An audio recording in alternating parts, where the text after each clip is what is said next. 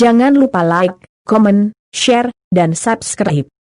Ya, salam saudara, salam sehat bagi kita semua. Salam sukacita bagi saudara-saudara dimanapun Anda berada hari ini. Tetap semangat, sekalipun kita masih masuk dalam pandemi yang perjalanannya masih panjang. Ini pasti tidak mudah bagi saudara dan saya hidup dalam sebuah penantian yang tidak pasti. Oleh karena kita harus tetap menjaga diri kita dengan protokol-protokol yang ada, kita harus bertahan supaya Anda dan saya masih tetap bisa eksis dan bisa melayani Tuhan lebih lagi. Hari ini saya ingin mengajak kita untuk belajar bersama menghadapi pandemi yang ada supaya Anda dan saya tidak dilumpuhkan oleh keadaan ini, tetapi kita harus tetap bangkit. Saudara tetap angkat wajahmu melihat masa depan yang terbaik yang datang dari Tuhan. Memang tidak mudah, kekecewaan bisa saja melanda setiap kita, keputusasaan bisa saja menjadi warna hidup hari-hari kita di masa ini. Bahkan sikap pesimis bisa saja tumbuh dalam hidup saudara dan saya. Tetapi Anda dan saya adalah orang-orang yang percaya Tuhan, yang Anda dan saya didesain untuk tetap bertahan sekalipun di masa-masa yang sulit. Kita belajar dari hamba Tuhan Daud. Dia pernah mengalami titik terendah dari hidupnya. Dia pernah masuk dalam perjalanan yang penuh ketidakpastian. Ya, dia masuk dalam area hidup yang paling susah dalam hidupnya. Tetapi hal yang menarik adalah Daud itu mengajari kita untuk tetap tampil tegar dengan 3 hal yang menjadi ciri kehidupan Daud ketika berhadapan dengan masalah. Yang pertama adalah dia tetap percaya, yang kedua bersuka cita, dan yang ketiga membangun hidup yang memuji Tuhan. Nah, Anda bisa baca dalam Mazmur pasal 13 ayat yang pertama sampai ayat yang ke-6. Saya akan bacakan kepada kita.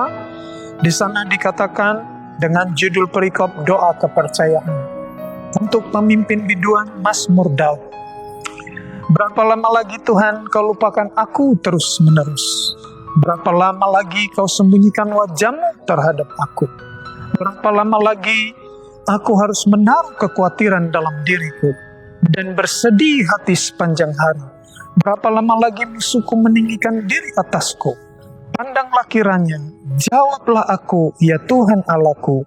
Buatlah mataku bercahaya, supaya jangan aku tertidur dan mati.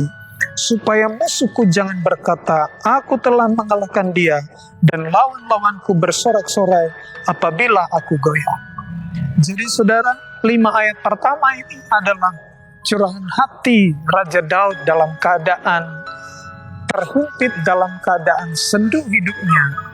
Oleh karena dia menghadapi masalah yang bertubi-tubi, masalah yang sangat variatif, bukan hanya dari orang luar, tetapi dari keluarganya sendiri pun. Anaknya Absalom harus mengejar-ngejar hidupnya dan mengancam keberadaannya. Dia harus berhadapan dengan masalah yang sangat banyak. Itu sebabnya di tengah-tengah keadaan seperti itu, sebagai manusia biasa, Daud menyampaikan curahan hati yang hebat. Gambaran dari keterjepitan hidupnya itu dia utarakan dengan pertanyaan-pertanyaan yang seolah jawabannya tidak ada. Dia berkata, sampai berapa lama lagi Tuhan Engkau membiarkan aku terus menerus? Sampai berapa lama lagi Kau sembunyikan wajahmu terhadap aku? Berapa lama lagi aku harus menaruh kekhawatiran dalam diriku dan bersedih hati sepanjang hari? Saudara bisa bayangkan, gambaran yang dialami oleh Daud ini bukan situasi yang mudah. Dia sangat terhimpit. Boleh dikatakan ini adalah titik terendah dari kehidupannya. Dia mengalami tekanan yang hebat, sampai-sampai dia merasakan hidupnya seolah-olah seperti ditinggalkan oleh Tuhan. Seolah-olah Tuhan sudah tidak berpihak dalam hidupnya. Seolah-olah dia masuk pada jalan yang buntu, yang tidak ada jawabannya. Makanya dia berkata, sampai berapa lama lagi ya Tuhan Kau tinggalkan aku? Sampai berapa lama lagi? Sudah, mungkin pertanyaan yang sama juga menjadi pertanyaan Anda dan saya hari ini. Di saat-saat pandemi ini kita bertanya-tanya, Tuhan, sampai berapa lama lagi kami harus masuk dalam perjalanan yang berat ini? Sampai berapa lama lagi kami harus hidup berdampingan dengan virus ini? Sampai berapa lama lagi kami harus hidup dengan protokol-protokol yang ada? Sebab kalau kami tidak mengikuti protokol yang ada, maka sangat mungkin saja kami bisa terpapar dari virus COVID-19 ini. Tapi saudara terkasih dalam Tuhan, kalau Raja Daud menyampaikan curahan hatinya, menggambarkan hidupnya yang berat itu, dengan menyampaikan pertanyaan-pertanyaan yang seolah tanpa jawaban.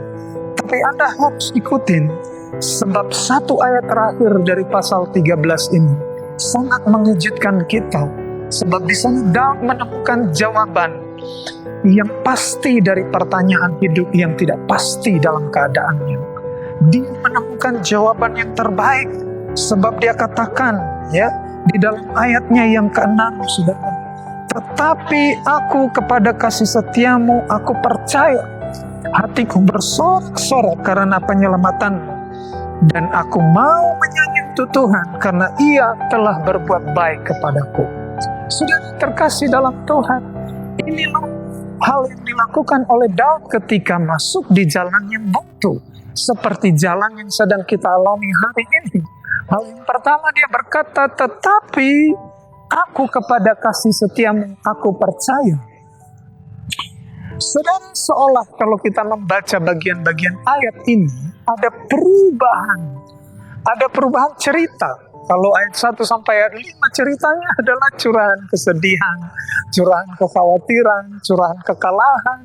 Tapi di ayat yang ke-6 ini seolah tiba-tiba saja berubah alur ceritanya dengan alur yang positif. Ayat 1 sampai 5 negatif isinya, tapi ayat yang ke-6 dia berkata, tetapi aku kepada kasih setiamu aku percaya, aku bersorak-sorai, dan aku mau memuji Tuhan, menyanyi untuk Tuhan, dan berkata Dia adalah Allah yang baik. Nah, saudara, yang pertama adalah percaya. Percaya dalam teks ini menggunakan bahasa Ibrani diambil dari kata batah. Ya, batah di sini adalah percaya yang di dalamnya ada unsur ketenangan. Percaya yang di dalamnya ada unsur keamanan. Percaya yang di dalamnya ada unsur penyerahan. Dan kalau kita melihat struktur historis dari kata batah ini, maka batah ini adalah kata Ibrani yang terkait erat dengan kota perlindungan. Nah, saudara, kalau kita belajar dalam konteks kehidupan orang Israel di zaman purba, maka di sekeliling tempat mereka hidup itu selalu tersedia yang namanya kota perlindungan.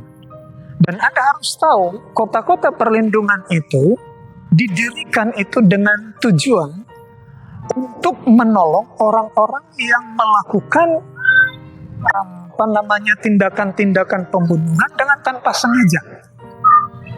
Karena masa orang Israel, kalau kita membaca konsep hidup mereka di Perjanjian Lama, maka prinsip gigi ganti gigi, mata ganti mata itu menjadi dasar hukum hidup mereka. Jadi kalau ada orang membunuh sesamanya, maka orang yang membunuh sesamanya itu harus dibunuh. Akan tetapi saudara, ada kalanya ada orang membunuh tapi tidak dengan sengaja. Ya mungkin saja orang berusaha menyakiti dia, tetapi tiba-tiba saja berbalik ceritanya, sesuatu yang lain terjadi dan akhirnya orang yang mau menyakiti itu terbunuh oleh orang ini dengan tidak sengaja. Nah, supaya orang ini tidak tersentuh hukum mata ganti mata dan gigi ganti gigi, itulah tujuannya kota-kota perlindungan itu ada. Jadi supaya orang yang melakukan pembunuhan dengan tidak sengaja ini tidak harus mati, maka dia akan berlari ke kota perlindungan. Dan Anda tahu di kota perlindungan itu akan ada yang namanya tanduk keselamatan. Ya, dan kalau sudah sampai ke kota perlindungan dan dia pegang tanduk keselamatan itu, maka orang ini akan bebas. Dia tidak akan bisa disentuh oleh hukum. seperti sebelumnya gigi ganti gigi. Dia akan bebas. Tidak akan ada satupun yang berhak membunuh dia. Nah, Anda harus tahu bahwa ketika ia menaruh tangannya di tanduk keselamatan itu, maka kata batah inilah yang digunakan. Artinya dia aman. Jiwanya aman. Itu sebabnya saudara, kata percaya di sini adalah digunakan oleh Daud untuk menggambarkan rasa ketenangannya di dalam Tuhan di tengah-tengah badai yang dia alami. Itu sebabnya Bapak Ibu Saudara, mari kita belajar dari Daud. Di saat pandemi ini masih saja terjadi dalam hidup kita, mari kita memilih untuk batah. Percaya, menyerahkan hidup kepada Tuhan, tapi juga engkau harus ada dalam keadaan tenang. Sama seperti seseorang yang harusnya dibunuh, tapi dia menjadi aman dan nyaman karena dia sudah sampai ke kota perlindungan. Yang kedua, bersorak-sorai, bersukacita. Saudara, sukacita adalah salah satu ajaran Alkitab yang sangat kuat bagi umat Tuhan untuk menjadi obat penyembuh dalam keadaan kehidupan yang tidak mudah. Jadi, Daud di tengah-tengah keadaan sulit, dia memilih untuk bersukacita. Saudara, bersukacita memang kalau keadaannya aman, keadaannya baik, saudara punya usaha lancar, pekerjaan berhasil, sukses, hidup membaik. Untuk bersukacita itu bukan hal yang terlalu sulit. Tetapi kekristenan mengajari kita bahwa kita bersukacita bukan hanya pada saat-saat semuanya jadi enak. Tapi firman Tuhan mengajari Anda dan saya untuk tetap bersukacita sekalipun keadaannya tidak enak, sekalipun keadaannya tidak nyaman. Kita boleh belajar dari Rasul Paulus ya, ketika ia harus terpenjara di kota Filipi. Dia mengalami tekanan yang hebat. Tetapi yang menarik adalah di tengah-tengah penjara aniaya yang dihadapi, dia diizinkan Tuhan untuk menulis kalimat-kalimat yang sangat hidup dengan berkata, bersukacitalah. Sekali lagi kukatakan kepadamu, bersukacitalah. Seorang yang ada di dalam penjara justru mendorong orang yang di luar penjara untuk bersukacita. Dan ini tidak akan terjadi di luar Tuhan. Hanya ada bagi orang-orang yang hidupnya terpaut dengan Tuhan. Sama seperti Raja Daud. Energi sukacitanya itu bukan energi dari luar, tetapi energi sukacitanya adalah energi dari dalam. Karena Tuhan ada di dalam dia. Itu sebabnya keadaan yang menimpa dia tidak bisa mampu mencuri sukacitanya. Kata sukacita yang dipakai rejoice, bersorak-sorai, dalam bahasa Ibrani itu menggunakan kata gil. Gil ini adalah, saudara, bukan sorak-sorai biasa.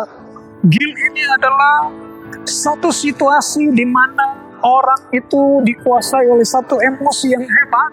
Lalu kata gil ini digambarkan seperti seorang yang berpaling sambil melompat-lompat kegirangan dan berputar-putar dengan emosi yang hebat. Jadi itulah gambaran sorak-sorai yang dinyatakan dalam firman Tuhan hari ini. Sekalipun dia sedang menghadapi tekanan yang hebat, dia memilih melompat kegirangan. Tentu saudara memang tidak mudah. Di tengah-tengah kesulitan ini lalu orang bisa tertawa terbahak-bahak, bergirak, tidak mudah. Mungkin saja juga orang akan berkata, loh, masa keadaan sulit orang ini bergembira begitu.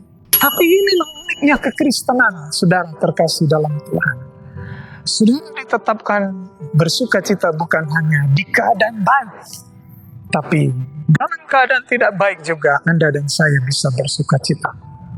Dan terakhir dikatakan, aku mau menyanyi bagi Tuhan karena ia telah berbuat baik kepadaku. Saudara, ini yang tidak mudah.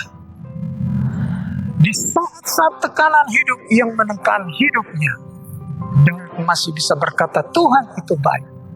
Dia masih bisa berkata, haleluya, puji Tuhan.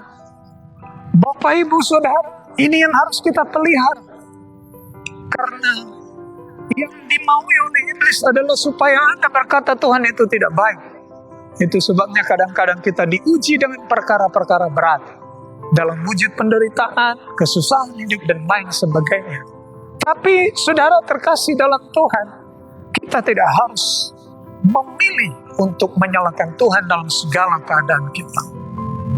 Keadaan buruk apapun yang kita alami, kita tidak punya alasan untuk menyalahkan Tuhan.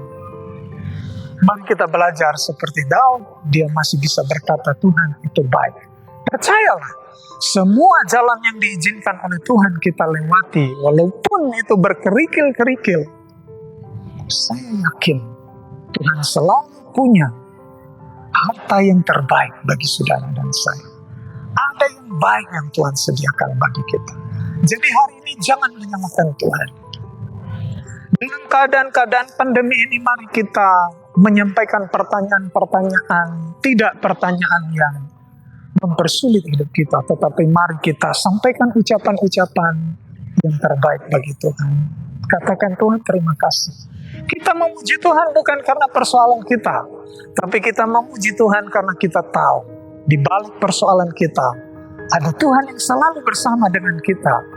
Di balik perjalanan kita bersama dengan pandemi ini, ada Tuhan yang besar yang bisa memelihara kita dengan cara-caranya yang penuh kemuliaan, bahkan cara-cara yang melampaui dari apa yang Anda dan saya pikirkan. Selamat berjuang. Mari kita terus maju menapaki hari-hari kita, tidak dengan sedih hati, tidak dengan duka cita, tidak dengan kekecewaan, tapi Anda dan saya tetap tegak berdiri, berjalan bersama pandemi ini dalam sukacita kepercayaan, hati yang memuji Tuhan. Maka engkau akan melihat sesuatu yang luar biasa Tuhan nyatakan dalam hidupmu. Puji Tuhan. Salam sehat, salam semangat, salam sukacita. Tuhan Yesus memberkati. Salam.